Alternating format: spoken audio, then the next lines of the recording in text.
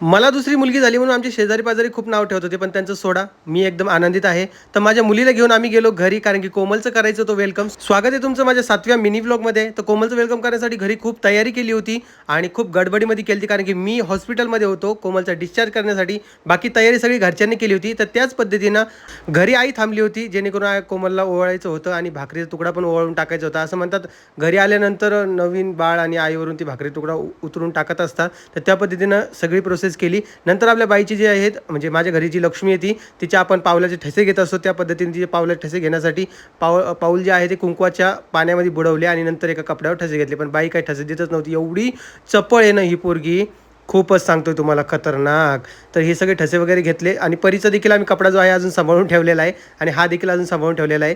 तर अशा पद्धतीनं काही वेलकम केलेलं आहे. तुम्हाला कसं वाटलं ते मला सांगा आणि भेटतो तुम्हाला पुढच्या मिनी व्लॉगमध्ये. तोपर्यंत व्हिडिओला लाईक करा, शेअर करा आणि फॉलो देखील करा.